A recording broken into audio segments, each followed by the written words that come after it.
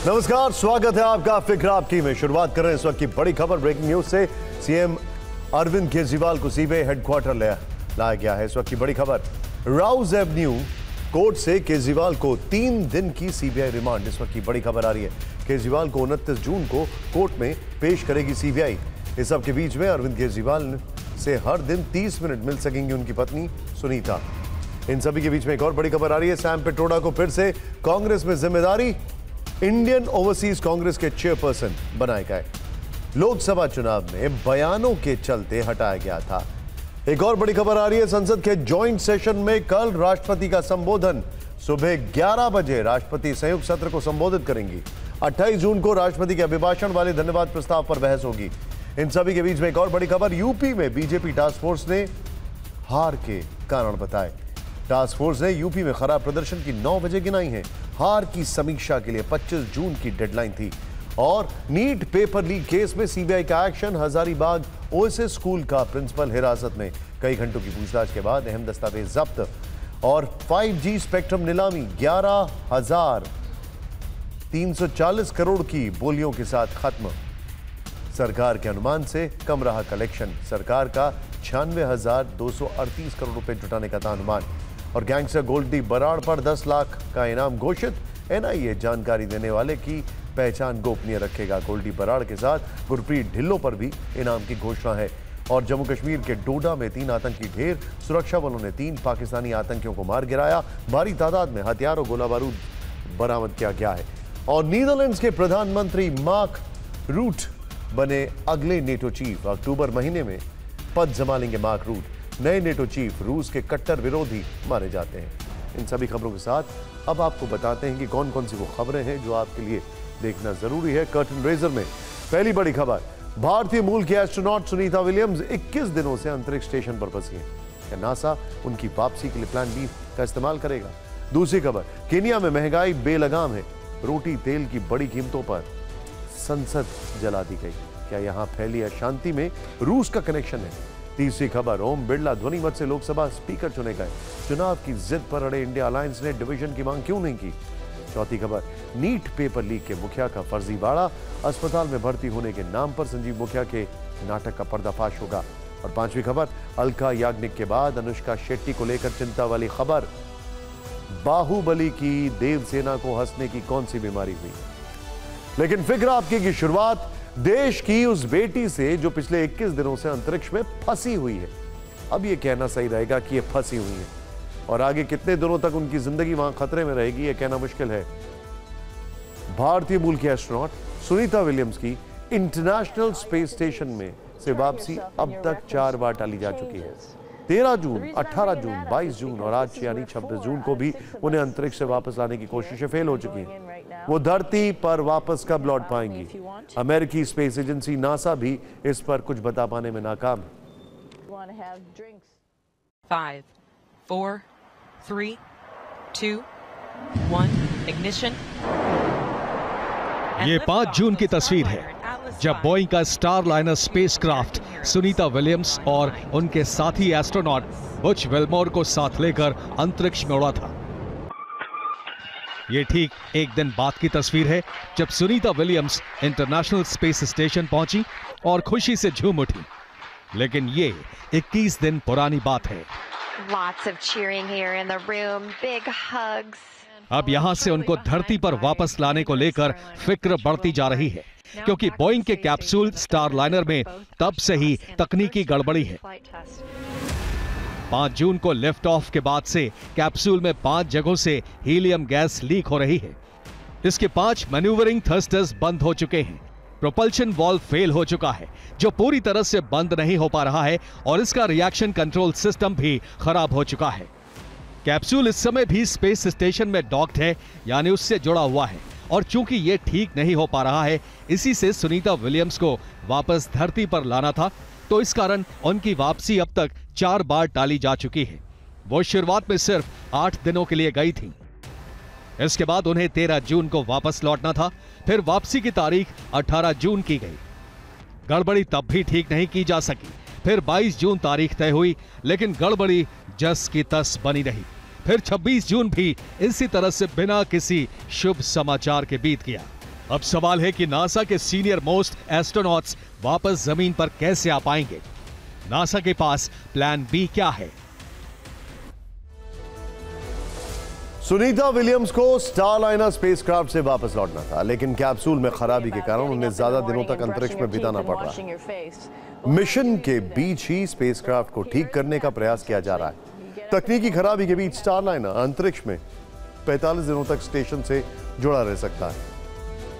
इसमें अब 21 दिन बीत चुके हैं। ये वाकई डरावनी स्थिति है, क्योंकि कैप्सूल की फ्यूल क्षमता सीमित है। हालांकि नासा का दावा है कि अगर समय पर कैप्सूल की मरम्मत नहीं भी हो पाती है, तब भी ये कैप्सूल अंतरिक्ष स्टेशन से 72 दिनों तक जुड़ा रह सकता है। इसे लेकर बैकअप प्लान बनाया जा रहा है। सुनीता विलियम्स और उनके साथी एस्ट्रोनॉट की जिंदगी बचाने के लिए नासा का प्लान बी क्या है, ये देखिए बात। दिक्कत सारी इसी स्टारलाइनर कैप्सूल की है। नासा का मानना है कि इसमें आई तकनीकी गड़बड़ी दूर हो गई तो 6 जुलाई को एस्ट्रोनॉट्स सुनीता विलियम्स और उनके दूसरे साथी एस्ट्रोनॉट बुच विल्मोर को धरती पर वापस लाया जा सकेगा। मतलब सुनीता विलियम्स को अगले 10 दिन और अंतरिक्ष में बिताना पड़ सकता है। लेकिन जैसा कि पिछले 21 दिन में 4 बार का खराब अनुभव रहा है, अगर तब तक गड़बड़ी दूर नहीं हो पाई, तब सुनीता विलियम्स की वापसी कैसे होगी और किस स्पेसक्राफ्ट से होगी? तो नासा का प्लान बी इसी सवाल का जवाब हो सकता है। प्लान बी में यह है कि इसी स्टारलाइनर से उन्हें वापस जमीन पर लाने की पहली कोशिश की जा सकती है। नासा ने साफ किया है कि स्टारलाइनर का प्रोपल्शन सिस्टम खराब होने के बावजूद यह कैप्सूल अंतरिक्ष यात्रियों को धरती पर ला सकता है। अगर यह एकदम जरूरी हुआ तो यह कैप्सूल एस्केप पॉड की तरह काम करेगा। मतलब इसे धरती की ओर ढकेला जाएगा। इस काम में कैप्सूल में लगे एक्सपैंडेबल प्रोपल्शन सिस्टम यानी कि सर्विस मॉड्यूल की मदद ली जाएगी। यही शक्ति स्टारलाइनर को स्पेस स्टेशन से अलग करेगी, फिर उसे एक खास पोजीशन पर लाकर धरती की ओर भेज देगी। कैप्सूल धरती के वायुमंडल को पार करके जमीन पर पैराशूट के जरिए गिरेगा। हालांकि यह कदम आपातकाल की स्थिति में उठाया जाएगा। इस पर जानकारी यह है कि नासा और बोइंग के इंजीनियर अभी साथ काम कर रहे हैं। अमेरिका के ह्यूस्टन में इसका सिमुलेशन रन किया जा रहा है और प्लान बी को सफल बनाने के लिए सॉफ्टवेयर को अपग्रेड किया जा रहा है। खबर यह भी है कि स्टारलाइनर से वापसी संभव नहीं हो पाई, तब नासा एलॉन मस्क की कंपनी स्पेसएक्स की मदद भी ले सकता है। स्पेसएक्स का ड्रैगन 2 कैप्सूल काम में आ सकता है। इसी कैप्सूल ने मार्च के महीने में 4 एस्ट्रोनॉट्स को अंतरिक्ष स्टेशन पहुंचाया था। इस कैप्सूल की खासियत यह है कि आपातकाल में इसमें और लोग भी सवार हो सकते हैं। हालांकि स्पेसएक्स की मदद लेने का मतलब पूरी दुनिया में बोइंग की बदनामी होगी और फिलहाल के लिए नासा और बोइंग दोनों ही संस्थाएं दावा कर रही हैं कि इसकी नौबत नहीं आएगी। फिक्र आपकी में अब खबर ईस्ट अफ्रीकी देश केन्या से, जहां जनता ने सरकार के खिलाफ महंगाई युद्ध छेड़ रखा है। केन्या में जारी हिंसा उपद्रव के पीछे क्या रूस अमेरिका का टकराव है, यह हम दिखाएंगे, लेकिन पहले दूसरे दिन की हिंसा वाले कुछ खतरनाक दृश्य।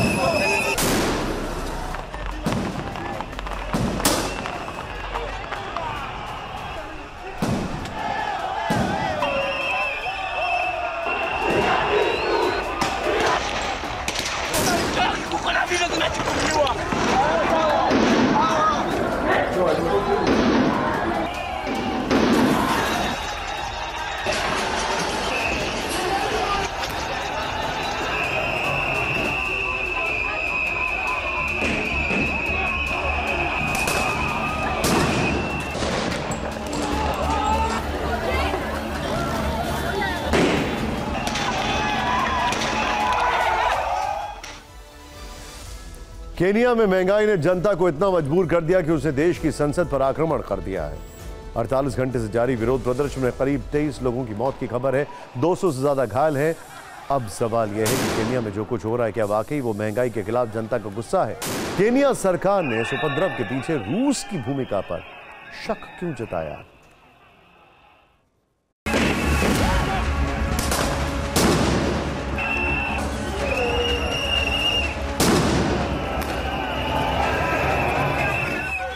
कि केनिया की हिंसा, हंगामा, आगजनी, उपद्रव का रिमोट कंट्रोल रूस के हाथ में।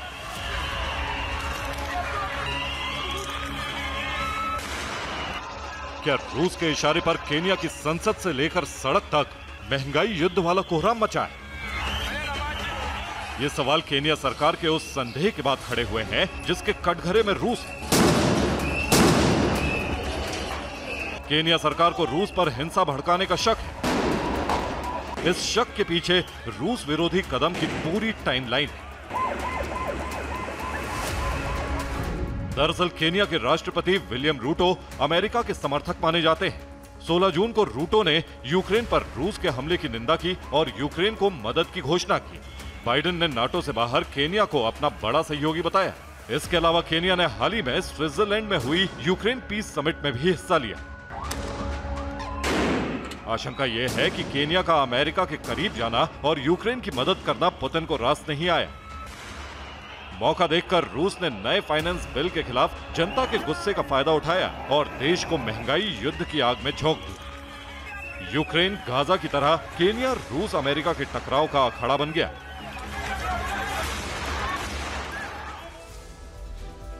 रूस पर शक इसलिए भी गहरा गया है क्योंकि कुछ प्रदर्शनकारियों के हाथों में रूसी झंडा दिखा है। ऐसी तस्वीरें सामने आई हैं जिसमें सड़कों पर प्रदर्शनकारी रूसी झंडा लेकर उपद्रव कर रहे हैं।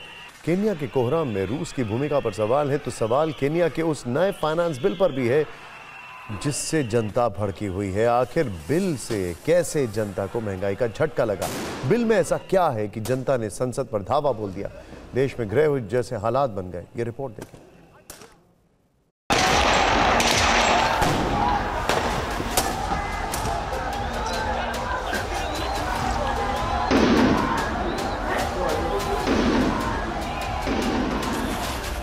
केनिया में कई हफ्तों से टैक्स बिल के खिलाफ प्रदर्शन हो रहा था। मंगलवार को बिल पर वोटिंग हुई।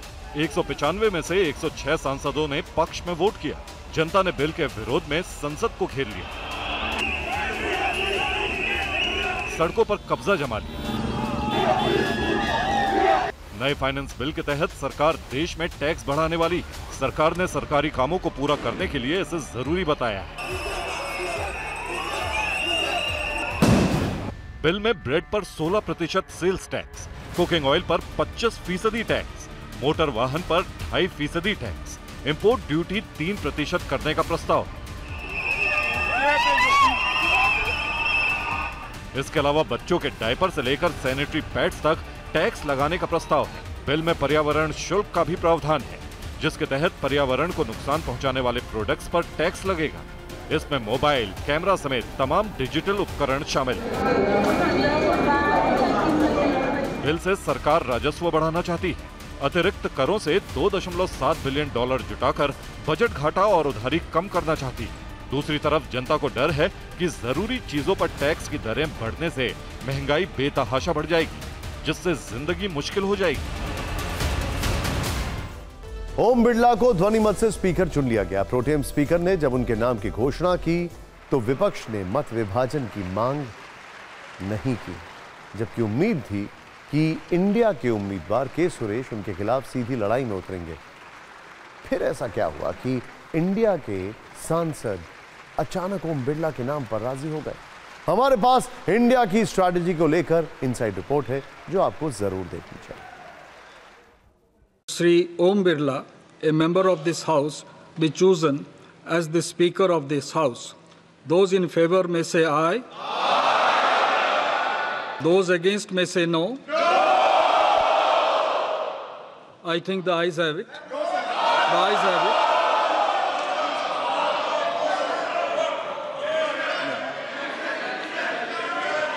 The motion is adopted. Shri Om Birla is declared elected as the Speaker of this House. Since the first motion moved by Shri Narendra Modi has been adopted, the motions moved thereafter have become infructuous. I invite Shri Om Birla to occupy the chair. Om Birla के साथ India block कैसे सहमत हुआ? सूत्रों से इस बारे में 4 बड़ी जानकारी हैं। पहली वजह है कांग्रेस के अंदर बने 2 गुट। एक चाहता था बीजेपी जब डेप्यूटी स्पीकर का पद भी देने को राजी नहीं हुई तो के सुरेश को आगे करके चुनाव लड़ा जाए। दूसरा गुट स्पीकर जैसे पद पर राजनीति करते हुए नहीं देखना चाहता था। दरअसल दूसरे गुट को लगता था कि पहले ही दलित नेता 8 बार के सांसद के सुरेश को प्रोटेम स्पीकर के तौर पर विपक्ष आगे कर चुका है और अब उन्हीं को स्पीकर के उम्मीदवार के तौर पर सामने किया गया है। ऐसे में जो संदेश देना था वो दिया जा चुका है, इसलिए इस पर ज्यादा राजनीति ठीक नहीं। ओम बिरला के नाम पर इंडिया ब्लॉक के मानने की दूसरी वजह है सहयोगी दलों का निर्विरोध वाला रुख। ममता बनर्जी और शरद पवार दोनों ही स्पीकर का चयन निर्विरोध चाहते थे। ममता ने तो के सुरेश को उम्मीदवार बनाने के फैसले को एक तरफा बताते हुए कांग्रेस से नाराजगी भी जताई थी। इसके बाद कल रात राहुल गांधी ने ममता बनर्जी से 20 मिनट फोन पर लंबी बात की और मामले को सुलझाया। वैसे भी कांग्रेस, डीएमके, सपा समेत तमाम विपक्षी दल यही चाहते रहे कि स्पीकर का चुनाव निर्विरोध हो जाए, लेकिन बीजेपी डिप्टी स्पीकर न देने पर अड़ गई। इस बात पर उनको ऐतराज था। ओम बिरला को ध्वनि मत से स्पीकर चुना गया। विपक्ष ने मत विभाजन की मांग नहीं की। इसकी तीसरी वजह यह है कि इंडिया ब्लॉक के साथी दलों को मनाने के बाद तय हुआ कि चुनाव से ठीक पहले तक बीजेपी अगर डिप्टी स्पीकर देने का आश्वासन देती है तो के सुरेश की उम्मीदवारी वापस ले ली जाएगी। लेकिन सरकार अड़ी रही। तब विपक्ष ने तय किया कि ध्वनि मत के साथ जाएंगे, डिवीजन की मांग नहीं करेंगे। ओम बिरला के नाम पर इंडिया अलायंस के मानने की चौथी वजह यह है कि विपक्ष संख्या बल से भी कमजोर था। ऐसे में वो नहीं चाहता था कि बीजेपी को यहां किसी तरह की मनोवैज्ञानिक बढ़त मिले। इंडिया अलायंस की कल की बैठक में ये सुझाव भी आया कि सरकार के पास 293 का आंकड़ा है, वो इसे बढ़ाकर 300 के पार ले जा सकती है, मनोवैज्ञानिक बढ़त पा सकती है। वहीं तृणमूल कांग्रेस और समाजवादी पार्टी के कुछ सांसदों ने शपथ नहीं ली है, इसलिए आंकड़ा कुछ कम भी रह सकता है इंडिया अलायंस का। इससे बेहतर है कि संदेश जा चुका है, इसलिए डिवीजन कराने की जरूरत नहीं। स्पीकर के चयन के बाद लोकसभा में दिखी एक तस्वीर ने आज पूरे देश का ध्यान खींचा है। ये तस्वीर प्रधानमंत्री नरेंद्र मोदी और राहुल गांधी के हाथ मिलाने की है, उनके नजदीक आने की है। आपको शायद याद भी नहीं होगा कि कितने दिन, कितने महीने या फिर कितने साल पहले दोनों नेता एक दूसरे से के इतने करीब दिखे हों या फिर हाथ मिलाया हो। अगर अनुमान गलत नहीं है तो करीब 6 साल बाद मोदी और राहुल ने हाथ मिलाया। 6 साल पहले लोकसभा में ही राहुल ने पीएम मोदी को गले लगाया था। आज मोदी और राहुल ने हाथ मिलाया। ये रिपोर्ट देखें। I invite Sri Om Birla to come up and occupy the chair. Speaker पद पर चयन के बाद प्रोटेम स्पीकर भर्तृहरि मेहताब ने ओम बिरला को चेयर पर आने का निमंत्रण दिया। इसके बाद प्रधानमंत्री मोदी अपनी सीट से उठे। संसदीय कार्य मंत्री किरेन रिजिजू उनके पीछे थे। पीएम मोदी ओम बिरला के पास आए, उनसे हाथ मिलाया। दूसरी तरफ से सदन में नेता प्रतिपक्ष राहुल गांधी आए। पीएम मोदी ने राहुल गांधी को हाथ से इशारा किया। राहुल ने स्पीकर से हाथ मिलाया। इसके बाद राहुल ने पीएम मोदी की तरफ हाथ बढ़ाया और हाथ मिलाया। दोनों के चेहरे पर मुस्कान थी। इसके बाद पीएम मोदी ने ओम बिरला से चेयर की तरफ चलने का अनुरोध किया। परंपरा के मुताबिक सदन का नेता और नेता विपक्ष चुने जाने के बाद लोकसभा अध्यक्ष को कुर्सी तक लेकर जाते हैं। ओम बिरला आगे चल रहे थे, उनके पीछे पीएम मोदी थे, पीएम के पीछे राहुल गांधी थे।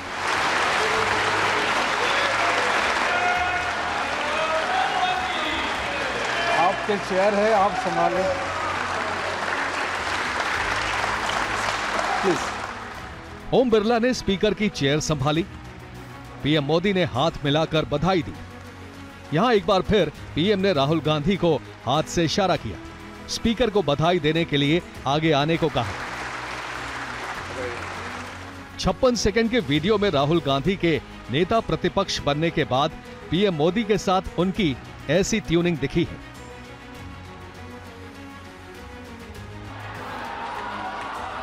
इस तस्वीर ने जुलाई 2018 के उस पल की याद दिला दी जब 6 साल पहले अविश्वास प्रस्ताव पर चर्चा के दौरान राहुल गांधी ने लोकसभा में बैठे पीएम मोदी को गले लगाया था।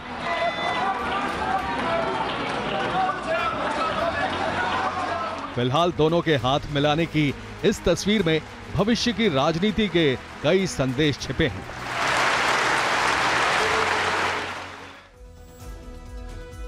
ओम बिरला लगातार दूसरी बार लोकसभा के स्पीकर बने।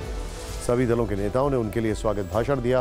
विपक्ष ने सदन में अपनी बढ़ी ताकत की बात कही तो स्पीकर पर तंज भी कसा। उम्मीद जताई कि सदन में उन्हें बोलने की आजादी मिलेगी। आपको चुनिंदा भाषण के कुछ हिस्से सुनाते हैं। संसद के अंदर राजनीतिक आरोप प्रत्यारोप की शुरुआत इन्हीं भाषणों से होती है।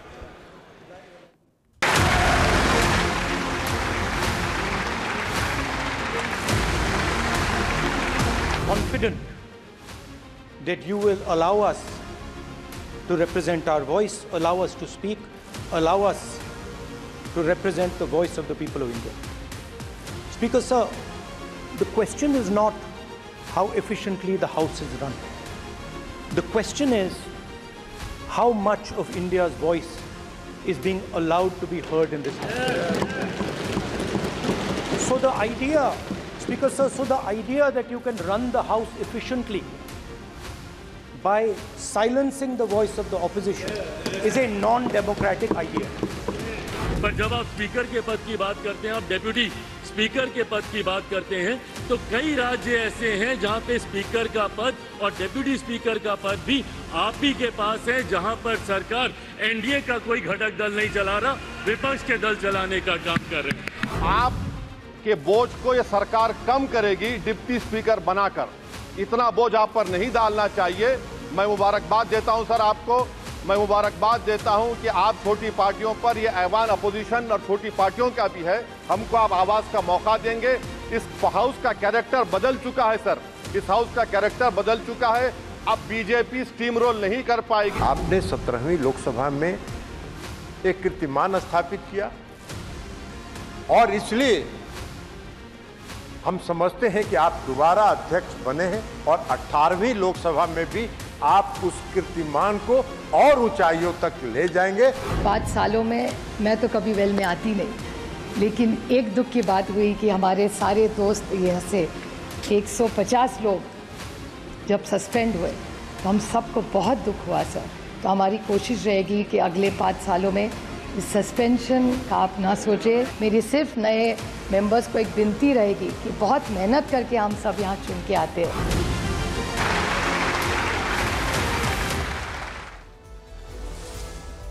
ओम बिरला को अखिलेश यादव ने भी बधाई दी। पद की गरिमा, जिम्मेदारी और गौरवशाली इतिहास का जिक्र किया, लेकिन आखिर में वो कुछ ऐसा कह गए जिसकी चर्चा राजनीतिक गलियारों में होने लगी। अलग अलग मायने निकाले जाने लगे।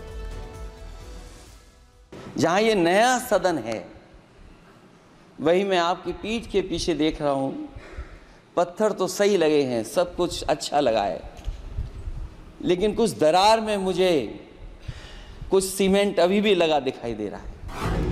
नए संसद भवन में पहली बार बोलते हुए अखिलेश यादव ने स्पीकर की चेयर के पीछे दीवार में दरार का जिक्र किया, सीमेंट दिखाई देने की बात कही। लेकिन राजनीति में कोई बयान यूं ही नहीं दिए जाते, वो भी तब जब संसद में सरकार पर विपक्ष की आवाज को दबाने के आरोप लग रहे हो। ऐसे में माना जा रहा है कि अखिलेश यादव ने अपने इस बयान से 2 संदेश दिए। पहला ये कि सत्ता पक्ष और विपक्ष में दूरी है, दरार है। दूसरा ये कि इसमें स्पीकर की भूमिका सीमेंट की तरह पक्ष विपक्ष के मतभेद दूर करने की है। तो क्या अखिलेश यादव स्पीकर को उनकी जिम्मेदारी याद दिला रहे हैं? ऐसा इसलिए क्योंकि अपने इसी बयान में उन्होंने ओम बिरला पर एक और कटाक्ष किया। आपका अंकुश विपक्ष पे तो रहता ही है, लेकिन आपका अंकुश सत्ता पक्ष पे भी रहे। अखिलेश यादव जब सदन से निकले तो हमने उनसे इस बयान का मतलब पूछा। सर, आपने एक बात कही, आज क्रैक की बात कही है, स्पीकर के पीछे क्रैक है। क्रैक नहीं, बांटा हुआ है उसका, और अभी भी सीमेंट नहीं हटा, लग रहा है अभी भी वैसा ही बना हुआ है। क्या मकान के बारे में बोल रहे थे कि कुछ और? मकान के बारे में नहीं। चर्चा यह भी है कि अखिलेश यादव ने अपने बयान में नए संसद भवन के डिजाइन और अधूरे काम को लेकर सवाल उठाया। दरअसल स्पीकर की चेयर के पीछे ऊपर की दीवार का डिजाइन ही ऐसा है। 2 अलग अलग पार्ट हैं जिनके बीच में गैप है और दोनों पार्ट को अशोक चक्र जोड़ता है। तो क्या अखिलेश यादव इस ओर इशारा कर रहे थे या मैसेजिंग कुछ और थी? मैं सदन में पहली बार आया हूं, ये नए सदन में। मुझे लगा कि हमारे स्पीकर की कुर्सी बहुत ऊंची होगी, क्योंकि मैं जिस सदन को छोड़ के आया हूं अध्यक्ष जी उसकी कुर्सी बहुत ऊंची है। उस समय भी मैं अध्यक्ष जी किसको कहूं कि ये कुर्सी और ऊंची हो जाए। अखिलेश की पार्टी सदन में तीसरे नंबर पर है, दूसरे नंबर पर कांग्रेस है। वायनाड की सीट खाली होने के बाद लोकसभा में कांग्रेस के 98 सांसद हैं। ऐसे में लोकसभा में नेता विपक्ष के लिए जरूरी 55 सीट से ये संख्या कहीं ज्यादा। इसीलिए कांग्रेस के ऐलान के बाद 10 साल से खाली ये पद अब राहुल गांधी संभालेंगे। उन्होंने आज बतौर नेता प्रतिपक्ष लोकसभा में अपनी बात भी रखी। नेता प्रतिपक्ष बनने के बाद उन्होंने क्या संवैधानिक शक्तियां और सुविधाएं मिलेंगी, कांग्रेस पार्टी और खुद राहुल गांधी के लिए इस पद के लिए मायने क्या है, ये रिपोर्ट देखिए। Shri Rahul Gandhi ji, I'd like to congratulate you. This house represents the voice of India's people. And you, Speaker Sir, are the final arbiter of that voice. Lok Sabha के अंदर बोलते 2024 के राहुल गांधी और इससे पहले के लोकसभा में बोलते राहुल गांधी में अब जमीन आसमान का अंतर है। राहुल गांधी आज पहली बार लोकसभा में बतौर नेता प्रतिपक्ष बोले और पूरे आत्मविश्वास के साथ बोले। Allow us to represent the voice of the people of India. The government has political power, but the opposition also represents the voice of India's people. नेता प्रतिपक्ष बनने के बाद राहुल गांधी अब कई प्रमुख समितियों जैसे कि पब्लिक अकाउंट, पब्लिक अंडरटेकिंग और एस्टिमेट पर बनाई गई कमेटी का अहम हिस्सा होंगे। संयुक्त संसदीय समितियों और चयन समितियों में उनकी महत्वपूर्ण भूमिका होगी। भविष्य में ईडी, सीबीआई, केंद्रीय सतर्कता आयोग, केंद्रीय सूचना आयोग, लोकपाल, चुनाव आयुक्तों और राष्ट्रीय मानवाधिकार आयोग के अध्यक्ष जैसे अहम पदों पर नियुक्तियों के समय पीएम मोदी के साथ मिलकर फैसले लेंगे। I am confident that you will allow us to represent our voice. The question is not how efficiently the House is run. The question is how much of India's voice is being allowed to be heard in this House. विपक्ष का नेता एक cabinet rank का पद है जिसके अपने भत्ते हैं। राहुल गांधी ये सुविधा भी आज से उठा पाएंगे। हालांकि उनके सामने कई चुनौतियां भी होंगी जिसका उन्हें सामना भी करना होगा। राहुल गांधी 2004 में राजनीति में आए। वो तब से कोई भी बड़ा पद लेने से बचते रहे। 2019 में उन्होंने पार्टी अध्यक्ष पद से भी इस्तीफा दे दिया, लेकिन अब राहुल इस छवि को तोड़ते दिख रहे हैं। इसीलिए कांग्रेस ने बतौर नेता विपक्ष राहुल गांधी के नाम की घोषणा एक दिन पहले ही कर दी थी। इसके बाद राहुल गांधी संसद में पहली बार कोई संवैधानिक पद संभालने जा रहे हैं, लेकिन उनके सामने कई चुनौतियां भी होंगी। पहली चुनौती टाइम मैनेजमेंट। कई राज्यों में पार्टी की एक भी सीट नहीं आई है। संगठन के पुनर्गठन, आपसी खींचतान पर ध्यान। एलओपी बनने के बाद संसद में समय ज्यादा देना होगा। संगठन के कार्यों, एलओपी पद में तालमेल बिठाना होगा। दूसरी चुनौती जो है उसको देखिए, इंडिया गठबंधन अलायंस को संसद से सड़क तक एकजुट रखना होगा। विपक्ष की आवाज उठाने के लिए संसद के कामकाज को समझना होगा। तीसरी चुनौती, सदन में लगातार रहना होगा। 17वीं लोकसभा में उनकी अटेंडेंस सिर्फ 51% रही थी।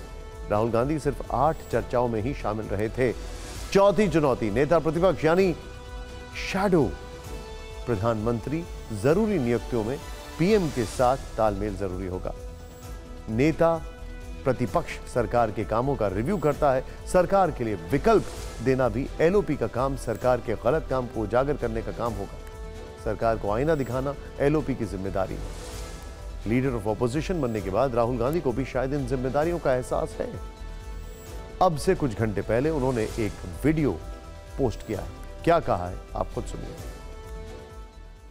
मुझे किसी ने पूछा मेरे लिए एलओपी का क्या मतलब है। एलओपी आपकी आवाज है, आपका औजार है। जो भी आपके दिल में भावना है, आपकी समस्याएं हैं, एलओपी के माध्यम से मैं लोकसभा में आपके लिए उठाऊंगा। हिंदुस्तान के गरीब लोग, दलित, आदिवासी, पिछड़े, अल्पसंख्यक, किसान, मजदूर, मैं आपका हूं। संविधान से आपकी रक्षा होती है। जहां भी सरकार ने कॉन्स्टिट्यूशन पर आक्रमण किया, कॉन्स्टिट्यूशन को सप्रेस करने की कोशिश की, वहां पूरे दम से संविधान की हम पूरी तरीके से रक्षा करेंगे। मैं आपका हूं, आपकी आवाज मैं संसद में उठाऊंगा।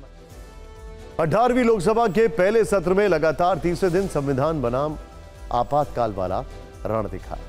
संविधान की कॉपी दिखाकर विपक्ष सरकार को घेर रहा है, तो आपातकाल में संविधान कुचलने का आरोप लगाकर सत्ता पक्ष कांग्रेस के खिलाफ हमलावर है। आज स्पीकर की कुर्सी पर बैठने के बाद ओम बिरला ने लोकसभा में आपातकाल पर प्रस्ताव रखा। आपातकाल की कड़े शब्दों में निंदा की। तत्कालीन प्रधानमंत्री इंदिरा गांधी पर तानाशाही थोपने का आरोप लगाया।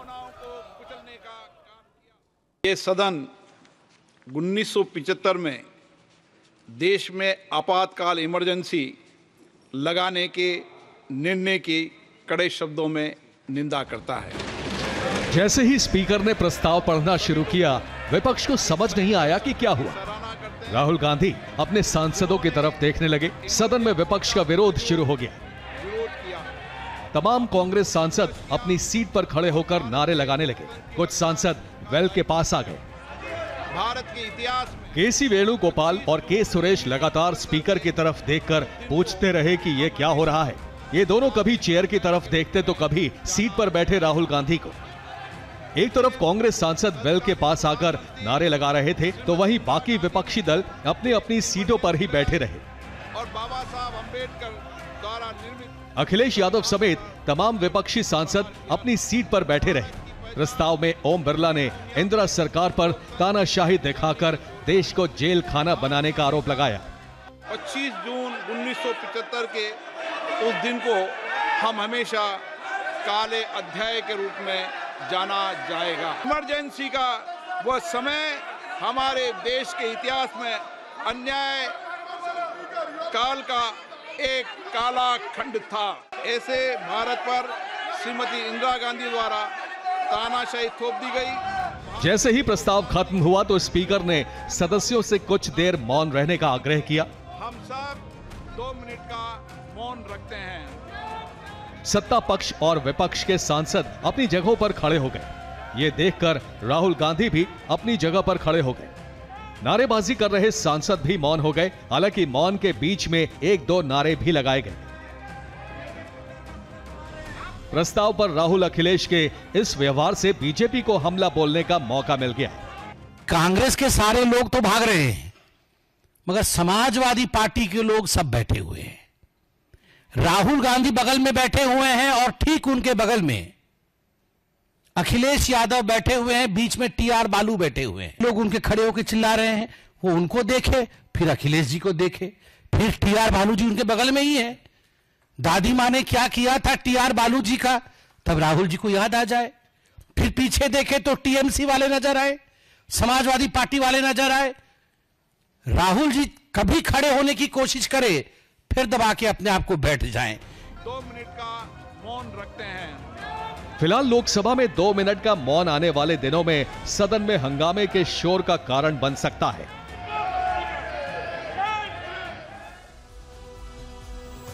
आपातकाल पर स्पीकर के प्रस्ताव को लेकर पीएम मोदी ने पोस्ट किया। उन्होंने लिखा, मुझे खुशी है कि माननीय अध्यक्ष जी ने आपातकाल की कड़ी निंदा की, उस दौरान की गई ज्यादतियों को उजागर किया, यह भी बताया कि किस तरह लोकतंत्र का गला घोटा गया।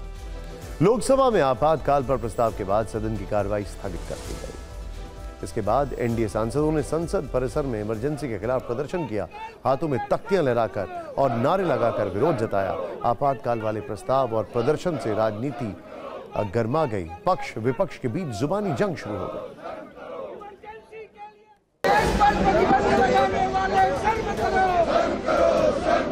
लोकतंत्र की बात करती है, संविधान की बात करती है।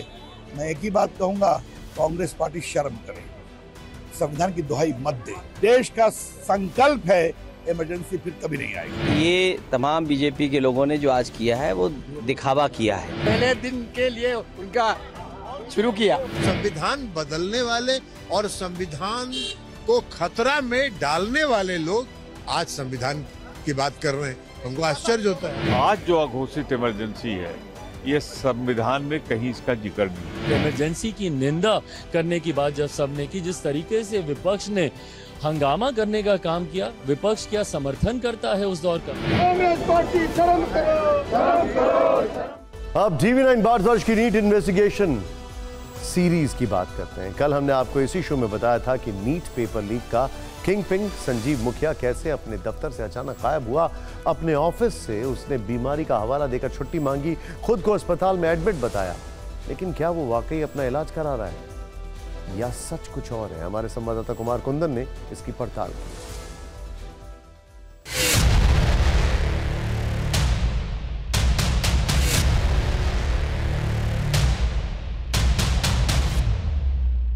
TV9 भारतवर्ष को नालंदा के एग्रीकल्चरल इंस्टीट्यूट से जानकारी मिली कि संजीव मुखिया PMCH यानी पटना मेडिकल कॉलेज अस्पताल में एडमिट है। वो यही काम करता है और अपनी छुट्टी की अर्जी में भी उसने इलाज करवाने का जिक्र किया है। ऐसे में हम नालंदा से 90 किलोमीटर दूर पटना पहुंचे। TV9 के पास संजीव मुखिया की मेडिकल रिपोर्ट है, जिसके मुताबिक उसका OPD कार्ड नंबर 111977 है और वो यहां डॉक्टर RD सिंह से परामर्श लेने आया था। लेकिन यहां भी उसने झूठ का सहारा लिया। हमारी तहकीकात में पता चला कि उसने रीविजिट अपॉइंटमेंट दिखाया जो 21 मई का है, यानी पहला OPD कार्ड छिपा लिया। दूसरी बात ये कि OPD कार्ड पर मरीज दिखाने आते हैं, अस्पताल में भर्ती होने की प्रक्रिया अलग होती है। इस पूरे मामले की जानकारी जो उसने नूरसराय एग्रीकल्चर इंस्टीट्यूट को दी, उसमें उसने ये बताया कि वो अस्पताल में एडमिट है। एडमिट होने की वजह से वह इंस्टीट्यूट नहीं आ पा रहा।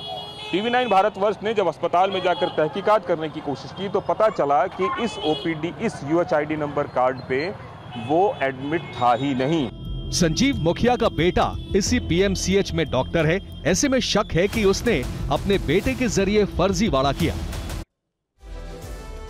इस बीच पेपर लीक की जांच के सिलसिले में CBI की टीम हजारीबाग पहुंची है। कई घंटे की पूछताछ के बाद CBI ने हजारीबाग के ओएसएस स्कूल के प्रिंसिपल एहसानुल हक को हिरासत में ले लिया। उसे रांची ले जाया गया है। कहा जा रहा है कि पूछताछ में प्रिंसिपल ने संतोषजनक जवाब नहीं दिया। प्रिंसिपल के दफ्तर कुछ दस्तावेज भी बरामद किए गए हैं। हजारीबाग में CBI जांच के दायरे में 3 स्पॉट है। पहला, ओएसएस पब्लिक स्कूल पटना में जो जला हुआ क्वेश्चन पेपर मिला, उसमें मौजूद बुकलेट नंबर इसी स्कूल को अलॉट हुआ था। दूसरा स्टेट बैंक जहां नीट परीक्षा के पेपर रखे गए थे। तीसरा ब्लू डार्ट कोरियर कंपनी, जिसने रांची से आए पेपर को बैंक तक ई-रिक्शा से पहुंचाया था। अब हम अपने पड़ताल की अगली कड़ी को दिखाते हैं। नीट केस में संजीव मुखिया के साथ एक और नाम सिकंदर यादवेंदु का है, जिसके कई राज सामने आए। पटना में रहने वाले सिकंदर की रांची में भी प्रॉपर्टी है। हमारे संवाददाता विपिन चौबे ने इसका पता लगाया और सिकंदर यादवेंदु के इस ठिकाने तक पहुंचे। रांची में मौजूद ये मकान पटना में नगर विकास विभाग के जूनियर इंजीनियर सिकंदर यादवेंदु का है। नीट पेपर लीक मामले में गिरफ्तार सिकंदर का ये घर 5000 स्क्वायर फीट से ज्यादा बड़े एरिया में है। बाहर लोहे का बड़ा गेट लगा है। गेट पर उसकी नेम प्लेट लगी है। का नेम प्लेट भी यहाँ पर लगा हुआ है, इंजीनियर सिकंदर PD और 3K/59 ये मकान का नंबर है। पूरे मकान में सन्नाटा छाया हुआ है। पूरा कॉलोनी आपको दिखाते हैं, बेहद ही पॉश इलाका, और इस पॉश इलाके में लगभग 5000 स्क्वायर फीट का ये मकान, जिसमें उसके बेटे और बहू और परिवार के सदस्य रहते हैं। और इसी तरह का एक आलीशान मकान पटना यानी बिहार की राजधानी पटना में भी मिला है, और उसके बाद उसके बेटे का शोरूम, और अब रांची में यह शानदार आलीशान बंगला जो इंजीनियर सिकंदर यादवेंदु का बताया जा रहा है। हमारे संवाददाता विपिन चौबे इस घर के अंदर भी गए। हमने ये जानना चाहा कि क्या सिकंदर के परिवार का कोई यहाँ रहता है। हमें घर के ज्यादातर हिस्से में सन्नाटा पसरा दिखा। ऊपर बालकनी में भी कोई नजर नहीं आए। फिर हम सीढ़ियों से ऊपर पहुंचे तो एक कमरे में ताला लटका दिखा। पिछले हिस्से में एक किराएदार जरूर मिला। आप लोग सिकंदर यादवेंदु जी के परिवार से हैं? कौन लोग हैं आप लोग? किराएदार हैं यहाँ पे? हाँ। अच्छा, ये जिसका मकान है आप ही का मकान है या आप लोग किराए पे रहते हैं यहाँ पे? किराए पर रहते हैं। आप लोग किराए पे रहते हैं? तो सिकंदर यादवेंदु को जानते हैं आप लोग? अच्छा, सिकंदर यादवेंदु को जानते हैं? हाँ हाँ, बोलिए बोलिए, कैमरा हटाओ भाई। हाँ हाँ, सिकंदर यादवेंदु का मकान है, आप लोग किराए पे यहाँ पे रहते हैं। वो यहाँ पर आते जाते हैं? हमारी जांच में पता चला कि ये प्रॉपर्टी 12 साल पहले उसने खरीदी थी, जिसे तोड़कर बाद में उसने आलीशान बंगले की शक्ल दी, जिसकी कीमत आज की तारीख में करोड़ों में है। बंगले के अलावा रांची में नीट पेपर लीक के सिकंदर के बेटे होमी का चमचमाता स्पोर्ट्स शोरूम है, जिसका नाम इंफिनिटी शोरूम है। हम यहाँ पहुंचे तो कोई कुछ बताने को तैयार नहीं था। ये होमी आनंद की दुकान है। सिकंदर यादवेंदु को जानते हैं आप? सिकंदर यादवेंदु को आप जानते हैं? सिकंदर यादवेंदु वो शख्स है जो नीट पेपर लीक मामले में गिरफ्तार हो चुका है। मुंह क्यों छुपा रहे हो? मुंह क्यों छुपा रहे हो? मुंह क्यों छुपा रहे हो? अरे भाई साहब, इन्फिनिटी स्पोर्ट्स के मालिक हैं आप। होमी आनंद की ये दुकान बताई जा रही है। होमी आनंद सिकंदर यादवेंदु के बेटे हैं।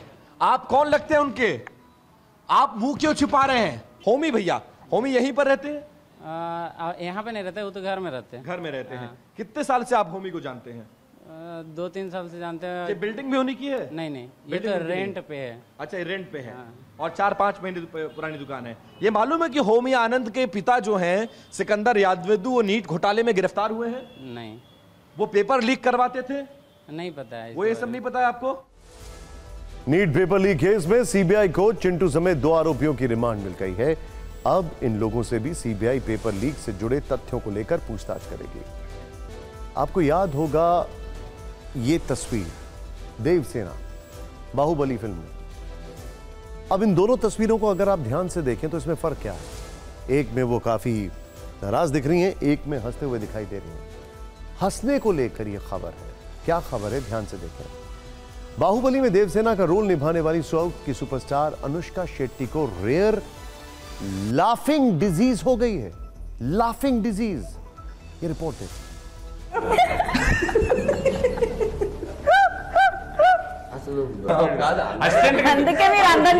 फिल्म बाहुबली की देवसेना यानी अनुष्का शेट्टी जब एक बार हंसना शुरू करती हैं, तो फिर वो 15 से 20 मिनट तक नहीं रुकती। आपको सुनने में लगेगा कि हो सकता है वो बेहद हंसमुख होंगी या फिर वो हद से ज्यादा खुश मिजाज हैं, इसलिए उनकी हंसी नहीं रुकती। लेकिन सच्चाई ये है कि अनुष्का शेट्टी एक रेयर लाफिंग डिजीज का शिकार हैं, जिसमें जल्द हंसी नहीं रुकती। अनुष्का ने इस इंटरव्यू में कहा था। और अब न्यूज टॉप 9। हरियाणा के गवर्नर बंडारू दत्तात्रेय की पोतियां आज अपने दादा के साथ पीएम मोदी से मिलने पहुंची। दोनों ने पीएम के सामने देशभक्ति की कविता का पाठ किया। जम्मू कश्मीर के पहलगाम में पुलिस और सीआरपीएफ ने की मॉक ड्रिल। 29 जून से शुरू हो रही अमरनाथ यात्रा के लिए सुरक्षा एजेंसियों की तैयारी। वाराणसी में 9 साल के कैंसर पीड़ित बच्चे को 1 दिन के लिए बनाया गया एडीजी जोन। पुलिसकर्मियों ने बच्चे को दी सलामी। बिहार के सीतामढ़ी में छत पर रील बना रही लड़की की बाल बाल बची जान। अचानक घर की छत पर आकर गिरी बिजली।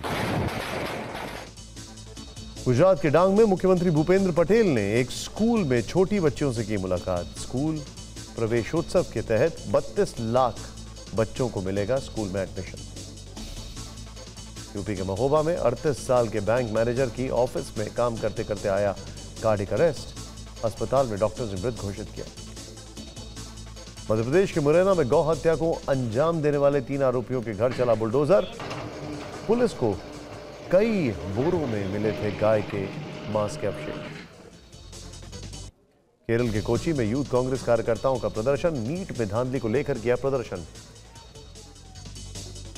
चीन ने थर्मल पावर प्लांट गिराने का वीडियो जारी किया। इसे गिराकर यहां पार्क और आवासीय कॉलोनी बनाई जाएगी। और आगे देखिए शी का विस्तारवाद, बीजिंग का सूर्यास्त, द पीएम फैक्टर।